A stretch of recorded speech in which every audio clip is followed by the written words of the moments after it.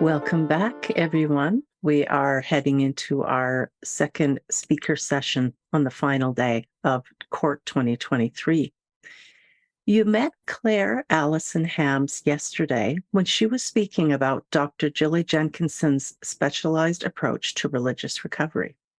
Claire is currently doing doctoral research with the University of Chester, exploring second and multi-generation ex-Jehovah's Witness recovery. During today's session, Claire will be sharing her personal and professional perspectives on the Jehovah's Witnesses. Welcome, Claire Alison Hams. It's delightful to see you again. Lovely to see you. Thank you for having me on call. Okay, so I'm just going to start by just saying if there's former Jehovah's Witnesses that are listening to the presentation today, then I know that there'll be an element perhaps of fear in even coming to listen to something like this.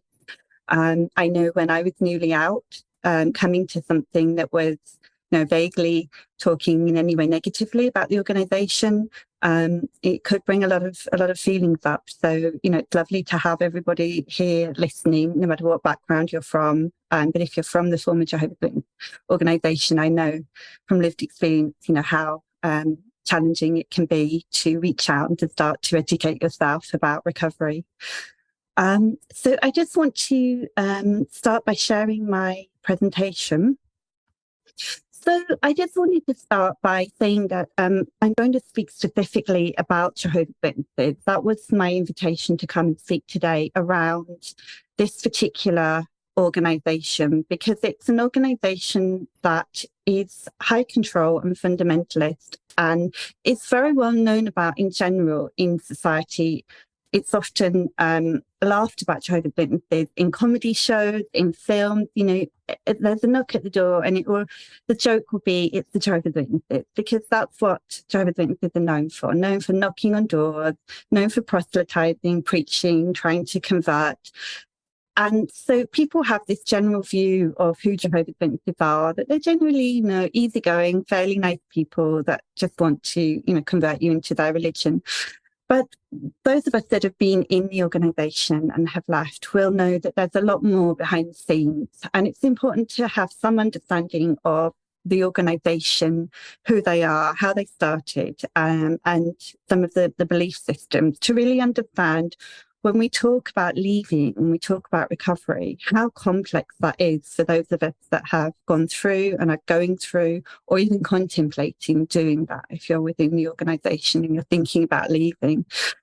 So that we, in the therapeutic community or the support community, can really understand a bit more about working with clients if we find that they turn up in our consulting room, or if we meet them, we're talking to them in peer support, really understanding complexity. So I've put down here a little bit of a synopsis of who do people think Jehovah's Witnesses are. Well, they preach about the Bible. They are a Bible-based organisation.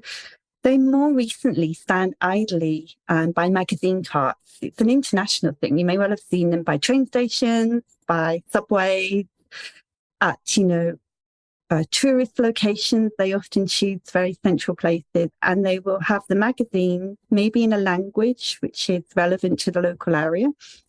And they will stand by them, and they won't engage with people often. They won't look particularly cheerful, is what I'm told. And when I've seen them, I concur with that. They often look quite glum nowadays. And that's the new form of preaching that seems to be used. In the pandemic, they were known for writing letters and posting them out to neighbourhoods. So often, if you're in a neighbourhood group, there would be somebody posting about a letter that they'd received through their door, written by a Jehovah's Witness, that was trying to still keep their preaching work going, even though they could no longer do the door-to-door work or the magazine cart work in the pandemic. It seems to be that they've gone back to door-to-door work, and they've gone back to the cart work. But the letter writing still seems to be occasionally cropping up. I even received one. So we also see them post on social media using, and a lot of former Jehovah's Witnesses will find this quite amusing, because the hashtag is best life ever. It's one that they've coined and they know and they use quite frequently. And we'll find out a bit more about why that might not be quite the case.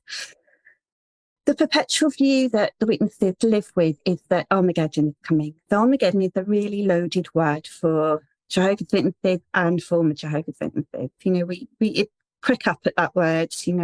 title of films, it's the title of, something that's talking about an apocalypse. But Armageddon for us meant end of the world, but it also meant a war that would end all wars, and that it would bring in a new world, a world that was only inhabited by Jehovah's Witnesses. So Armageddon is a really big concept. I just want to give a little bit of history. You can all read history books about the organisation, so I don't want to bore you with too much history, but it is important to think about where did the organisation start. And Charles Taze Russell is the man who really began the movement. He was he ran a haberdashery store. He was quite successful, but he decided that he didn't agree with mainstream Christianity's view of the Bible and the message that they understood about the Bible. So he gathered together men in a very sort of patriarchal group, and they studied these scriptures together, and they came up with this idea that they could reinvent the Bible message, and they called themselves the International Bible Students Association. So that's really where Jehovah's Witnesses began. He wrote prolifically. He toured the world with his belief system, and he had, quite a good life talking to people about this movement that he'd started. He was quite a wealthy man, but he died in 1916, and the group continued on. And actually, in 1931, that was when they took up the name of Jehovah's Witnesses. So it dates from that time onwards with this particular name. It's the anglicised version of Yahweh, YHWH, the Tetragrammaton in the Hebrew lettering, and the witnesses believed that this was God's true name. So that's why they took that on as witnesses, people that preach about God's name being Jehovah. It's a very literal title that they use. Russell was succeeded by a lawyer, Joseph Rutherford, who was a very controversial man. If you read about some of his life, he was quite a troubled man. But he became the second president of the Watchtower Bible and Tract Society, which became the legal entity of Jehovah's Witnesses. So there's all these different names that get used that generally mean the organisation of Jehovah's Witnesses, but they kind of split themselves off into different legal bodies. There were schisms, not surprising, power struggles. They wanted to have different views on different belief systems. And there have been several subsequent presidents throughout the years of the Jehovah's Witnesses. But we now know that the emphasis is on this governing body, and they have recently changed. One of them's left, two of them have been added, which we don't really know what that's based on. But they have become the leadership, and they view themselves as God's channel. And they make the decisions for the organisation and the followers. So the transcendent belief system was set in motion at this point between Russell and Rutherford and onwards. And this came to be known in academic circles as a new religious movement. We know that it operated patriarchally. It was, men that were governing these belief systems.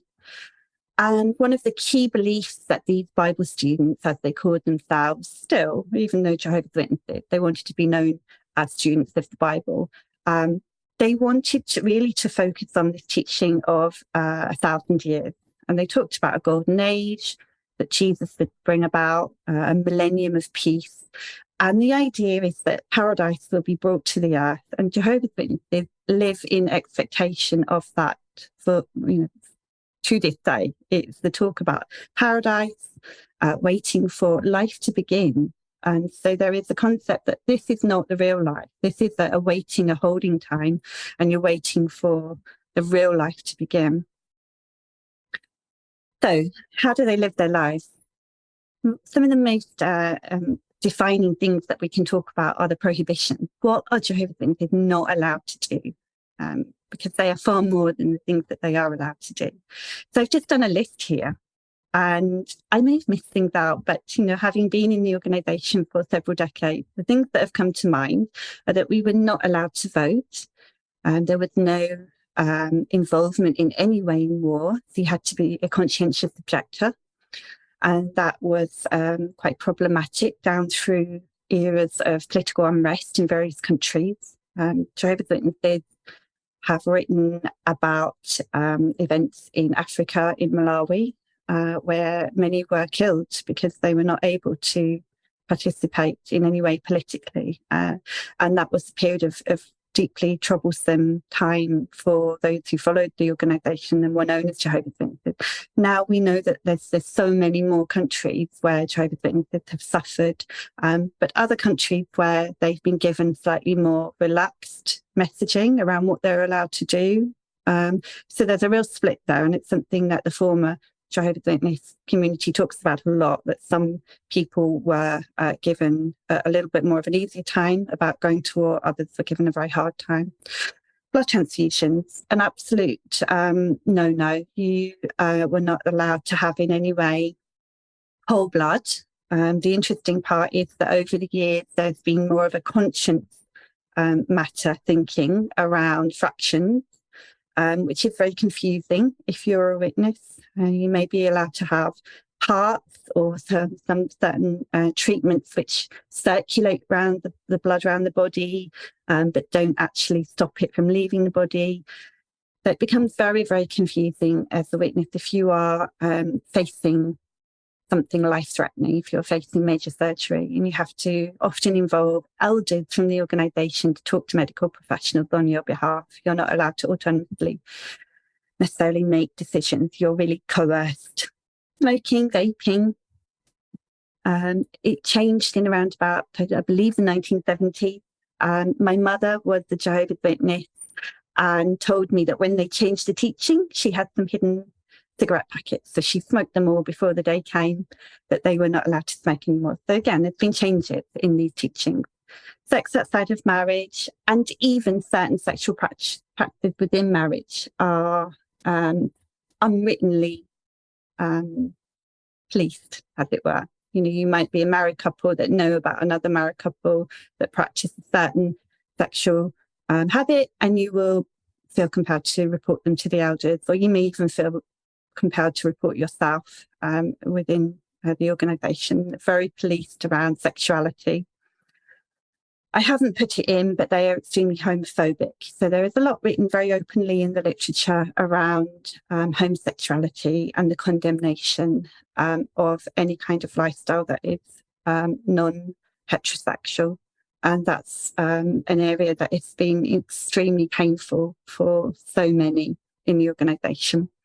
Celebrating birthdays or common and popular holidays, such as Christmas.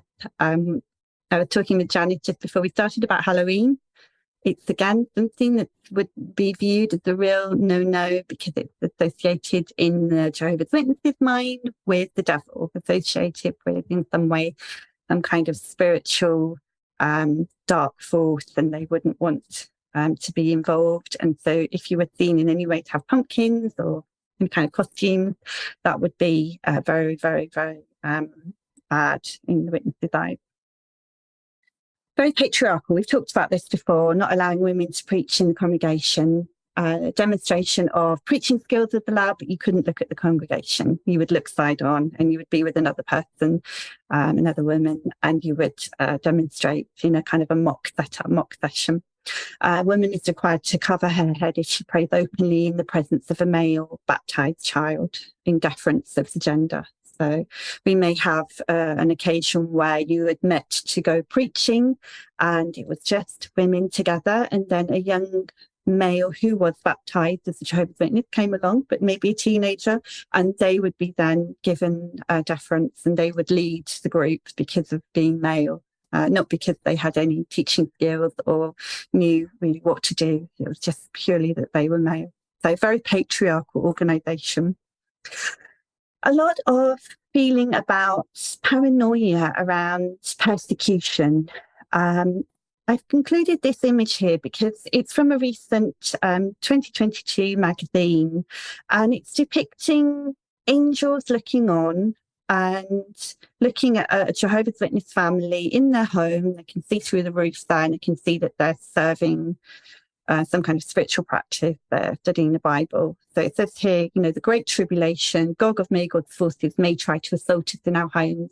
There's a lot of fear of persecution, that when the time of Armageddon comes, everybody in the world is going to turn against Jehovah's Witnesses, and they will become a focal point of aggression, they'll be looking to be annihilated by these outside forces. And so those kind of images that are included in the magazines, in the literature, really reinforce that fear. There may be some videos that are shown now about cowering in bunkers with images of men with machine guns and their faces covered because they're looking to annihilate those that are identifying themselves as Jehovah's Witnesses.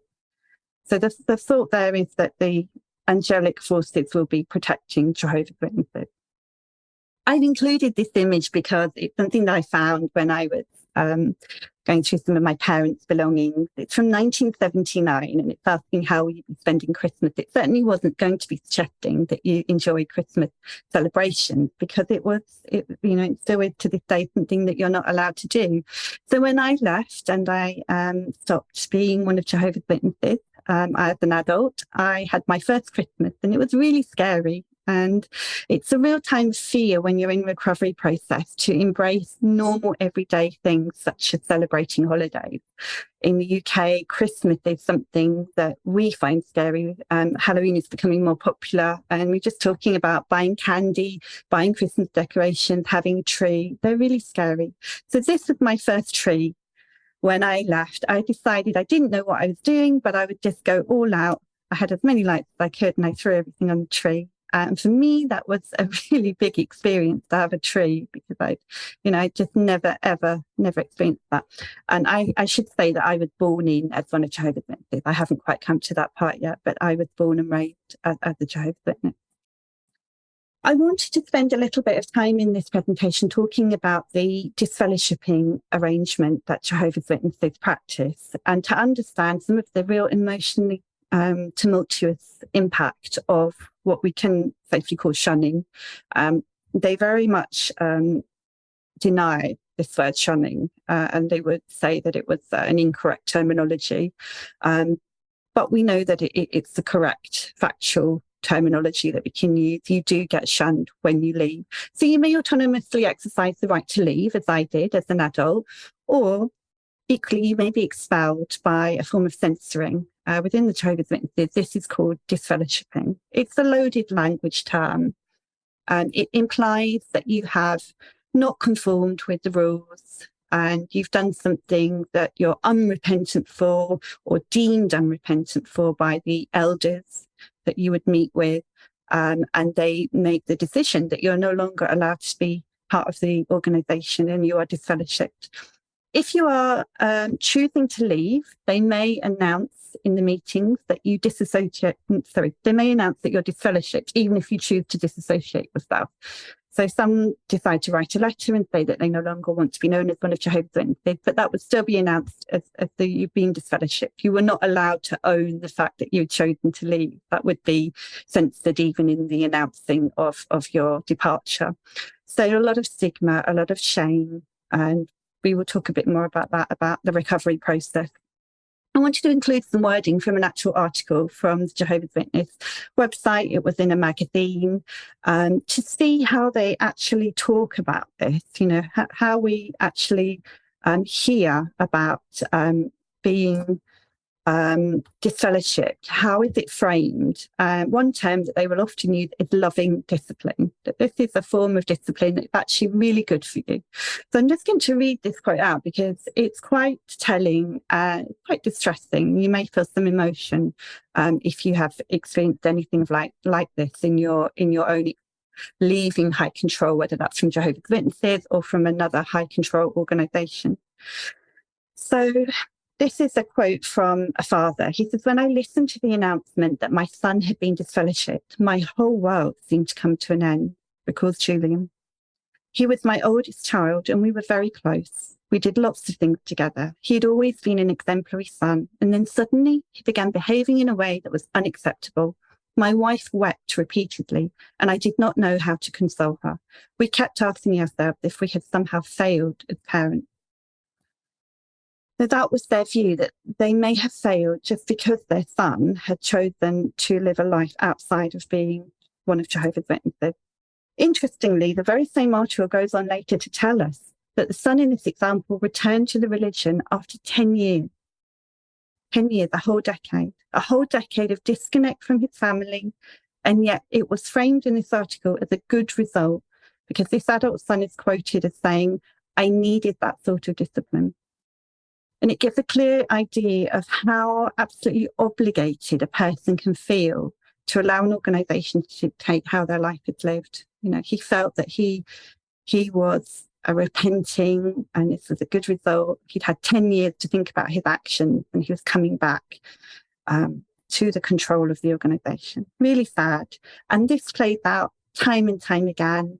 We've recently heard that there were videos that were removed from one of the larger organised assemblies of Jehovah's Witnesses, where it was showing an older mother who had been disfellowshipped, trying desperately to get hold of her daughter, and daughter just cancelling the calls. Not able, and actually feeling quite proud of herself that she was not answering her mother's calls. So sad. It's really devastating. Doctoral research was conducted by a counselling psychologist here in London called Andrew Aboud, and in his dissertation, he actually quoted one of his participants as saying that they felt like an outcast in a foreign world when they were disfellowshipped, when they were shunned, losing their whole community, everything they'd ever known. He particularly looked at born and raised Jehovah's Witnesses who had no contacts outside of the organisation but were outcast and had to make a whole new life. His title there, An Exploration of the Lived Experiences of Leaving Jehovah's Witnesses. It's an excellent thesis. Other recent research by Dr. Heather Ransom, again here in the UK, shows that regardless of whether it's a choice of exit or a forced exit from high control, this onward journey is almost invariably not without a complexity of loss of purpose, mental health difficulties, and emotional turbulence. And I can speak from my own example. I remember the time when I realised I would have to walk away from this organisation, and I've described it as almost like my skin turning inside out. It was this very visceral feeling of distress, of shock, of what I will go on to describe as the unique form of grief that you go through, realising that your life is going to turn upside down. But it's something you want to do, you have to do because you want your autonomy, but it's so painful. We know that when we leave, ostracism from all prior community is very likely to occur. So that means our support network, our friends and our family.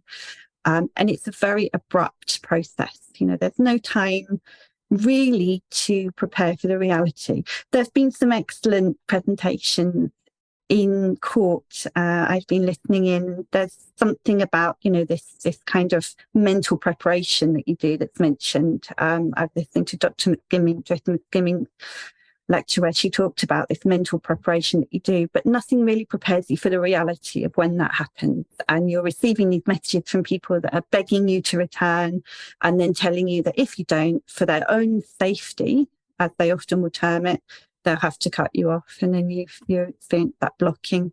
And they go.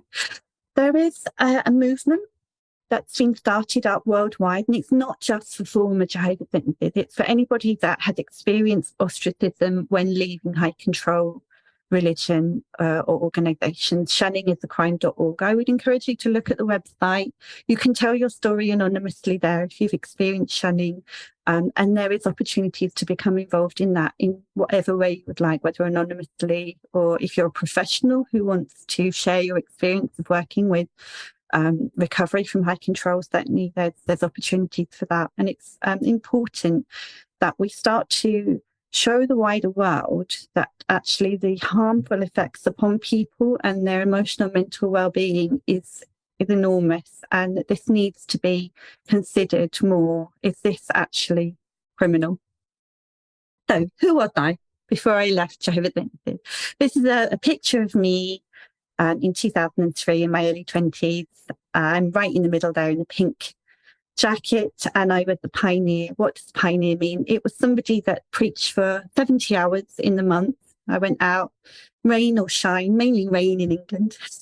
And we would try and talk to people about the Bible, any way possible. Had to be 70 hours that you were talking to people about the Bible message. And after I had been doing this for, I think it was a year or two, you go to a certain school and you're educated more about not giving up, really, and keeping going. And you're given some kind of prestige as a pioneer, that this is something you're doing that is worthy and it's the best way of life, best life ever. And to, really treasure that as a privilege. Ultimately, what it means is that you're working part-time and you may be struggling with your health because it's a lot of hard work to work part-time and do 70 hours of preaching a month. And you're not really thinking about what you want to do, what your life is really about. You may forego education, you may forego career opportunities, because you feel that this is the most important role that you're fulfilling. I was born and raised. My parents converted in the early 60s. So when I was born to older parents, they were very much entrenched in the Jehovah's Witnesses. And they had a wide network, and I felt very compliant when I was growing up. I wanted to be part of this, and I couldn't even envisage leaving. In fact, I looked down on people that did leave, and I've had to really work hard to restore friendships and relationships with people that I had shunned. And I think it's very important that in the ex-Jehovah's Witness community, we're able to talk about the guilt and shame that we can sit with around realizing that we were so wrong. But because we were part of this system of belief system, we didn't really see the harm. And that's the complexity of it. When I left, I qualified as a therapist. It was always something that I'd wanted to do. And actually, it was very helpful in my recovery journey. It gave me that space to work out what was going on for me. I chose psychodynamic therapy, which looks at the patterns of our unconscious behaviours, also our family dynamic. And when I was doing my undergraduate degree, I realised that I wanted to know what literature was out there in academia about the recovery of former members of high control. And I realised there wasn't enough. There really wasn't enough understanding about how therapists, how professionals work with people like me that were leaving in their 30s, older, younger, but as adults, not knowing how to start a new life, not knowing how to understand your identity. So I started to look at what I could do in terms of research. I am now doing some research looking at born and raised former Jehovah's Witnesses that have gone to therapy to see what were our experiences, what helped us, what didn't help us here in the UK, and also talking to therapists that have worked with this client group so that we can understand more about how therapists are working with former members of high control and how we can do better, because we can always do better. We're learning all the time. So this could cover post-cult, spiritual abuse, religious trauma. These are all terms that we see being used quite a lot now in this area of recovery. So I've been using a model of therapy, which I spoke about yesterday, and there is you can listen to this presentation by Dr Gillie Jenkinson about post-cult counselling and how she divides that. It's a psychoeducational model of therapy specifically for those that have been in high control and who have left. So it's not for those that are thinking of leaving or in the process of leaving, but for those who have left, however newly left, but definitely left, and want to understand how to recover from high control. And I found that's been really useful in my work with former members. And a large percentage of my clinical work is now with former members, particularly with former Jehovah's Witnesses, because I am known in the community as having left myself, because they know that I'm a therapist and because I've trained in this model. And so it's really wonderful to see the courage of people coming to therapy and addressing the complexity of recovery. I also run a peer professional Facebook group. For me, collaborating with each other as professionals is really important. It's something that I value because I think we can learn so much from each other. And so that was something I started even whilst I was doing my therapist training, finding out what we were all doing, how we're all working with this area, and doing my doctoral research with the University of Chester. So some of the models of understanding high control that I've looked into and have found useful, I've just included those because I think it's helpful to know how we make sense of what's already been written. There is some fantastic research out there that's been done. Dr. Gillie talks about something called bounded choice, because I was very curious about this paradox of free will. And as Jehovah's Witnesses, you often talk about free will, and that, you need to use your free will to serve in the organisation or serve God. Actually, it is a paradox, because you don't have real choice. You don't have this freedom. It's a bounded choice within a transcendent belief system. And on top of that, it's important to look at other models of theory of influence. For example, Cialdini, often used in marketing, but can be very useful to understand high control. That's worth looking at. Systems of control, Lifton theory of thought reform, or thought forming, if you are born and raised in, the different processes that will go on if you're first or second or multi-generation within high control. Dr. Gillie Jenkinson talks about pseudo-identity. Some people identify with this, some people don't. I think there's a complexity when you're born and raised, because you haven't a former identity to revert back to. If you have converted, if you have been recruited, it's really the best term, by systems of high control, you can remember who you were before then. If you've been born and raised, you haven't got that former identity. So it's thinking about this layering that happens when you're in an organisation like Jehovah's Witnesses. You're fed a lot of thoughts about who you should be, who you ought to be, who you must be. The shoulds, the oughts and the musts are so powerful. And this introjection sits in your system and it clogs it up. So even though you've physically left, you may find yourself really struggling to let go of some of that should, ought, must thinking, that very black and white thinking in your new life outside. It still shows up. And so the model of post-court counselling really looks at chewing over these introjected beliefs, but it takes time to identify them. It would be very hard to just sit down and write a list. And that's the process of therapy, is unlayering, finding the blind spots, what's still affecting you after you've left, and the overlayering of any kind of authentic self. Choice can be very, very scary when you leave, not knowing really what you want to do. What do you want to perhaps study? What do you want to do with your life? What do you like? What do you not like? Because of so much being suppressed.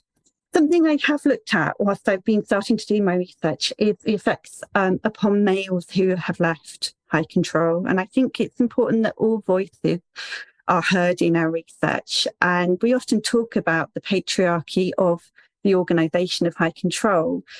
But what we don't often talk about is, how do men recover from patriarchy? Because you've been in a system where you've been also expected to play a certain role. And so coming out of that organisation, realising that just being a male isn't enough to make you important in the world, can be really challenging. And embracing your sexuality, embracing your personality.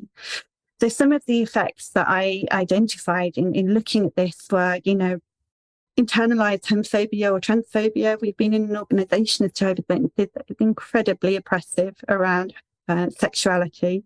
It's really recognised that Jehovah's Witnesses really are not encouraged to think about sexuality as being something positive. It's always something that will lead you into sin. It's something that will cause you to, to really, fall over and do something wrong. So it's about, really thinking about the effects on males who might want to explore sexuality. Isolation, there's a lot of requirement for males to fulfill leadership roles. Perhaps to go and serve in areas such as Bethel, which is the leadership offices of the Jehovah's Witnesses, and that's for single males, or it's for married couples as well, but a lot of single males that will go there. And then the emotional side, the reality of suicidal ideation because of repressed emotion, anxiety and depression. Covert substance abuse can show up as a form of self-harm. We find ways of escapism from some of the really powerful feelings around shunning.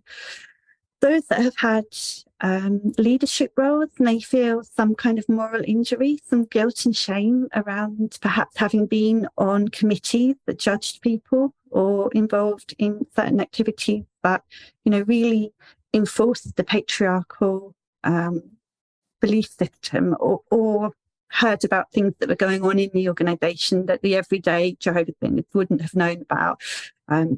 That are really upsetting. And so there can be a lot of conflict around that. So it's important that we recognise that these are things that when a male comes to therapy or is seeking support, that, they have had their own experience of patriarchal high control. So really important to identify the patriarchal introducts, really think about healthy boundary setting, assertive anger, having a voice, learning how to express your needs, self-compassion, embracing emotion, not suppressing, unlayering this pseudo-identity, and then building a community of feministic, all genders, all sexuality embracing, kind and empathic support, really being part of a community that is diverse and that you can be authentically yourself in, whether that's an support community or whether that's, something out in the wider world, which is really allowing you to be your authentic self. So my values, what do I bring now to my work? What do I bring to this community of those of us that really want to understand recovery from high control? Well, I'm very passionate about peer support within the ex-Jehovah's Witness community. Here in the UK, we do have that. We have groups that meet up. We do have a website for ex-JW support, which I've put at the end of my presentation, where people can reach out, and we will offer contact to hear and to find and signpost them to the support that might be needed, whether you're newly out and you're really struggling to just live a life, to do practical things. We have young people reaching out that maybe have had to leave home and they want their university or their college to understand why they are struggling emotionally, why they're struggling to do their work because they're going through being ostracised from their family. All sorts of different scenarios where we can offer some support, and how important that is, because you're with people that get it, who've been through something similar. Really important to understand that we're dealing with a unique form of grief, and again, something we need more research on. But I talk a lot about how it's a disenfranchised grief. It's a grief that isn't understood by the wider world. When you come out, you seem to be a functioning adult to the wider world. Why would you struggle to go and buy candy for Halloween or a Christmas decoration, or, to just feel as if you can have a voice about things? These are all areas that are just huge for us when we're recovering, and we're still having to go about living a life, working, interacting, and it's so unseen, this journey that we're going on of trying to make sense of our new self. And so really understanding that the work that we do often in therapy is grief work. There has to be those layers of anger, of denial, of acceptance, putting our parts together differently, and really kind of embracing the fact that this is tough and that there's no trajectory, that it will take as long as it takes, and that we have to go through it to find this sense of peace in ourselves. Very passionate about understanding born and raised recovery around identity, because of the unique experience of the fact that when we've been born, we haven't had a former identity. So there's always scope for more understanding of that. Collaboration, activism, they can take many forms. Activism doesn't have to be full of rage. It can be educating people. It can be really talking about our experience and engaging with authorities that have access to fund some of our services.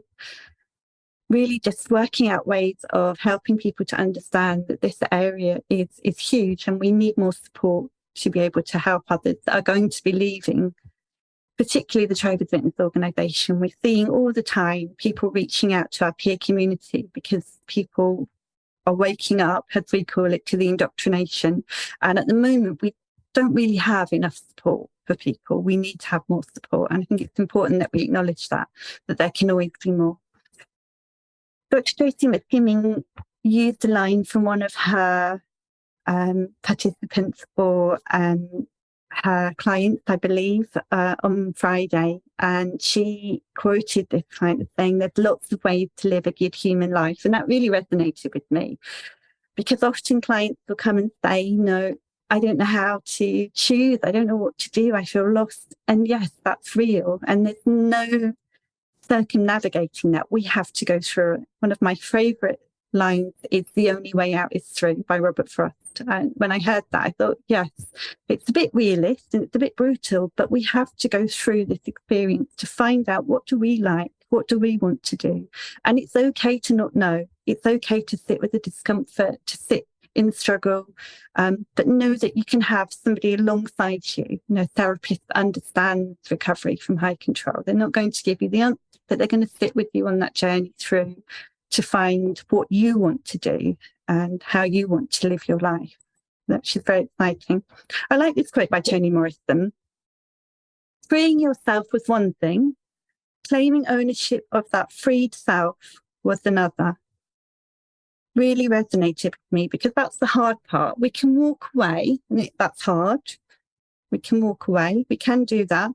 But the part after that of actually finding out how to live in this world, that can take a different kind of courage, where we have to sit with the struggle. But we can do that. And roomtothrive.com, that's Brian Peck. Brian is the trauma-informed therapist, one of our community. He produces some really excellent quotes like this that relate to religious trauma and can really help us. So again, the sharing what helps with each other so that we can get some understanding. So, they're my thoughts.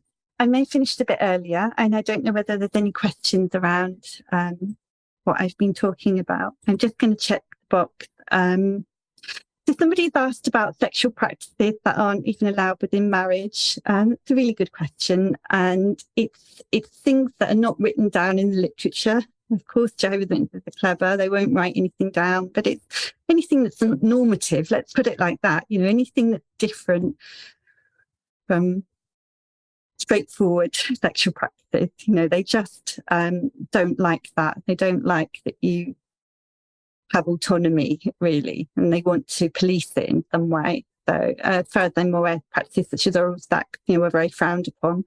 And, you know, there was this going to the elders and people losing privileges within the organisation because of that.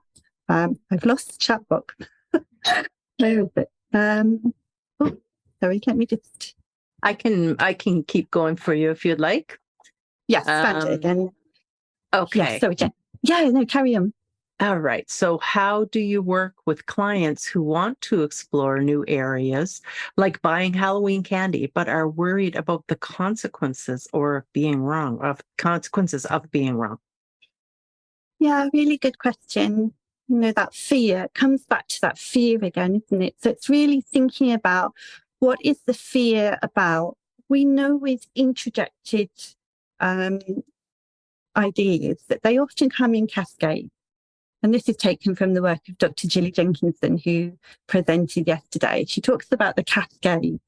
So the fear is, you know, something will happen to me if I do that.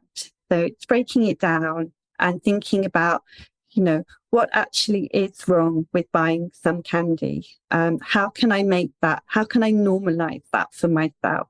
And how can I think about the fact that I am an autonomous human who is free to make choices? So, you know, it might be candy, it might be a Christmas tree, but it's recognizing fear. Chat box again. Recognizing fear. And I had that fear too. I had that fear when I went to buy a Christmas tree. I remember I thought I was going to have a panic attack. You know, I really did. I saw somebody who would know that I shouldn't be buying a Christmas tree. And it's real. And it's sitting with that discomfort, but actually maybe giving yourself little goals. You know, what can I do that feels manageable, or how can I build on that? So it's kind of almost like when you're working with phobia, exposure therapy. Okay, what feels manageable? I'll do that first, and then I'll build on that. And actually realizing it's okay. I can survive buying a Christmas tree. I survived it. And then I bought another one, and then I bought more decorations. Are they getting bigger? Oh, the tree's getting bigger as you go. Brighter. Amazing. Yes. I have a couple of questions. I'm wondering, have you noticed in your research or your interactions with people who are leaving, does it tend to be more second and multi-generational people who are leaving rather than first gens? Like, I imagine if they've left everything behind to follow this one group, they're going to be pretty diehard about it and less likely to reconsider. Yeah, certainly it's a higher percentage is what I would say. It's a much larger proportion will be born and raised who are in the peer groups or seeking therapeutic support, but it's not everybody. I am working with first generation. We do see first generation former Jehovah's Witnesses leaving even sometimes in their 70s or 80s. Wow. We've had some fantastic examples of that where it's never too late. And they're very courageously speaking out about their experience often. So yes, greater percentage is born and raised, but there is still, scope for anybody to leave. Right. And one thing I've noticed in my practice is, so some people do leave and they decide I'm leaving now, and it is abrupt and they are shunned and disfellowshipped.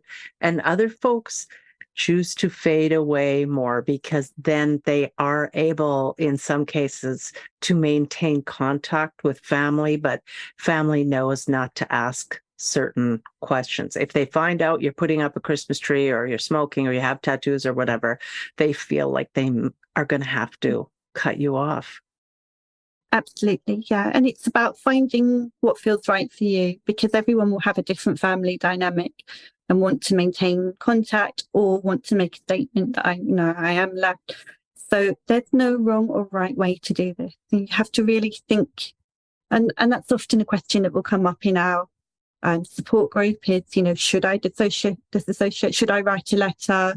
And the peer group will really help people to think about the pros and the cons of that. Not saying that you should or you shouldn't, but thinking about what may be the case either way. And it's a very difficult decision often of how you leave, or even if you're allowed to fade, as we call it, where you kind of disappear gradually and you don't really face any consequences of that. It's that's challenging in itself, because you're living almost in fear and undercover for a while, so that you're not seen doing anything that could cause you to be, sort of sanctioned in some way. So much pressure. It's a lot of pressure. Yeah. It's huge. And I mean, there's pressure inside, and then there's pressure as you're thinking of leaving and how you're going to leave. Someone has asked, do you know of any ways for therapists in the United States to become involved in religious trauma research? Any ways to become involved? Right. Okay. Yes. I mean, I think that there's always opportunities. The wonderful thing now about research is you don't have to be in the country of the university that you want to do the research at. We can, I'm a distance student, so the university I'm with is in the north of England. So there are opportunities, and this particular university that I'm with, the University of Chester, is really looking to build on spiritual abuse research. So it's really about getting in touch, and again, you can get in touch with me if you're thinking about doing research, and we have a community so that you can hear about what might be happening, what opportunities there are, and sharing that with each other, so that if something comes up, if there's an opportunity, then, we can talk about that. And how can they find you then, if they want to be a part of that? Yeah, so I can, for me, I can put my website in the chat box, and you're very welcome to reach out that way. And then we can, get you into the peer group if you're doing research or wanting to do research, the peer professional group. But there are lots of different places where we're all crossing paths and collaborating. And I know, Janice, I've met you in different groups. And I think that's really important when we want to do research and we want to be involved, how we can learn from each other. Yes. Yeah, do reach out if you want to know more about research. Beautiful. Okay. Someone is asking about stalking. Have you heard of stalking? Once a person has chosen to leave. I have a friend who left the Jehovah's Witnesses and was stalked for years by the local community who kept trying to draw her back in. Yeah. I mean, if I'm really honest, I even grew up hearing about my dad talking about kind of stakeouts. As elders, they would go and kind of wait outside somebody's house to see if they were with somebody they shouldn't be overnight. I don't know whether he engaged in it himself, but I remember it being talked about. This was kind of how they operated. And I think some of that still goes on today. There will be some congregations in some countries that are a bit more strict, others that are less strict. But yes, any way that they can catch you not complying, they will. So we have to be really careful. Yeah, there's a lot of coercion there, coercive control. And I'm thinking in particular of if a loved one is suddenly in the hospital or even in hospice and the elders are right there. So it's not like a family member could just go in there and have a private conversation with a doctor if they do want there to be blood transfusions or specific end of life care. It's very coercive and oppressive, it sounds like. Yeah, very coercive. And they frame it in a very that they want to look like they're being cooperative with, particularly around blood transfusions. When I worked in a cancer hospital, when I was still a Jehovah's Witness, some of the doctors would show me documents that had been produced by the headquarters, giving them all the examples of things that Jehovah's Witnesses were allowed to have. And that goes back to this kind of strange limbo where they started to allow some fractions or certain procedures, but not others. And so they looked like they were trying to be helpful, but actually it was still controlling. It's still very, coercive. Deadly consequences there. Someone's asking, what's the name of your Facebook group? Maybe the peer group they're talking about. Do you feel comfortable sharing that? Yes. Yes. So did you say about the tax exempt status? No, sorry. They were asking about the name of the Facebook group, the peer group. Yeah. So, and again, it's interesting to actually recognise. I keep it such a secret because some of the therapists or professionals that are in there still have family members that are still in the organisation. So they may also be being very careful about being seen to be in certain ex-Jehovah's Witness groups. And because my group is called Peer Professionals Working with Post-Cult Spiritual Abuse, Religious Trauma, I'm very mindful that some people won't want to be seen to be in that group. So it is such a secret, purely for that reason. So yes, if you contact me, I will invite you into the group. It's again to ensure that we don't sabotage the good work that we're all doing, but it's because of control. It's crazy. Yes. Yeah. Excellent. And then you were already noticing the next question. What are your thoughts on JWs losing tax exempt status in Norway? Yeah, it's so interesting how things are developing and the changes within the organisation are moving very quickly. Those of us that are in the ex community often hear about changes. One of them that's come up recently in the last week or so is that they've stopped counting time. I talked about preaching. Yeah. Pioneers still have to count time, but general Jehovah's Witnesses that are not pioneers, they're not counting it anymore, which is amazing. But things like this, losing the tax exempt status, we hope that these will be pivotal moments of change in, that the governments can start to see, these can become landmark cases, that they can start to see that actually there is harm. We have to work long and hard. And I know that the ex-Jehovah's Witness that has got to this, that has worked hard to get this to happen. It's not without personal cost. It's hard work, but we hope that this will lead on to other things worldwide. Because with Jehovah's Witnesses, the teachings and the way of being is international. There will be regional, they'll slightly vary in different parts of the world, but generally speaking, they practice internationally. So we hope that this will lead to good things that ex-Jehovah's Witnesses will be more recognised the harm that's caused. Yes. Yeah, I was wondering about, so the international piece of it, it seems like there are a lot of folks leaving Jehovah's Witnesses right now, but it also seems like they are expanding their reach in some of the other nations and continents. Is that accurate? I think they're always trying to, and they're building a very big media centre. So they're looking at now, using technology. The interesting thing is that when I was growing up, technology was from the devil.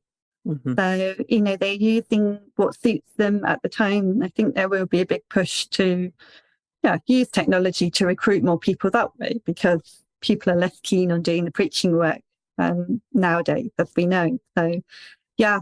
There's all sorts of ways they're trying to stem the flow of people going out the back door.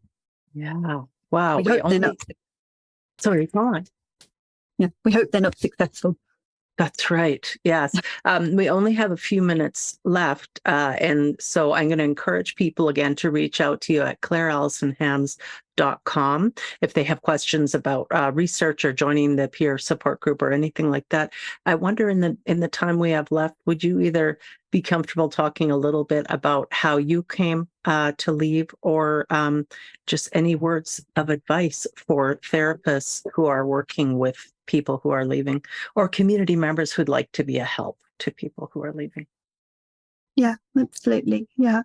No, I woke up to the indoctrination myself because of things like the Australian Royal Commission, which was looking at abuse inside organisations, including Jehovah's Witnesses. And it just, I was working in a school, I was working with children and safeguarding. And so for me, that was just, I couldn't match the two. So yes, I'm very passionate about the research that we're all doing and how we can collaborate together to have a stronger voice. Beautiful. Wow. Someone says, if you have time, can you please talk about these terms? PIMO, POMO, POMI. Yeah, physically in, mentally out. So you're still going to the meeting, but you don't want to be there anymore. Physically out, mentally out. That's me. Physically out, mentally in is a really difficult place to be in. You've left physically, but you're still feeling very guilty. You're still in fear of Armageddon. You're trapped, essentially. So really, feel that physically out, mentally out. We really want to help those to understand they don't need to live in fear, that they can recover. I've added another one, physically in, the PIMQ, mentally questioning, because I think that's probably the prelude to PMO, physically and mentally out. You're questioning, but you haven't quite got there yet. No, we're adding more all the time. It's the living language, this acronym of the XJW world. I think it's brilliant. Brilliant. I don't suppose there's any kind of network of peer support groups. I'd love to see a network that would encompass the United Kingdom and the United States and Canada, so that therapists could refer people to peer groups. Okay, let's set it up. Why not? I got lots of time. Yeah, if it's not there, let's create it. That's what I think. We need to see where the gaps are and fill them. Excellent. Wow. This has been so informative and educational. And really, thank you so much for also including your personal story and weaving that throughout for us. It made it powerful. Okay. And someone was asking about Brian. It was Brian Peck who had that quote, and he has a lot of good quotes that he includes. And he is at Room to Thrive, I think, is his website. I think we're pretty much out of time for now. So thank you very much, Claire Alison Hams. Really appreciated that. Let me just get my glasses on, tell you who's on back here. At noon in 15 minutes, we have Willie Cartwright. And Willie is a very interesting fellow. I got to interview him on my podcast. You're going to really appreciate what he has to say. You've got 15 minutes. Be sure to check out the exhibit hall, and I'll see you all again in 15. Thanks, Claire.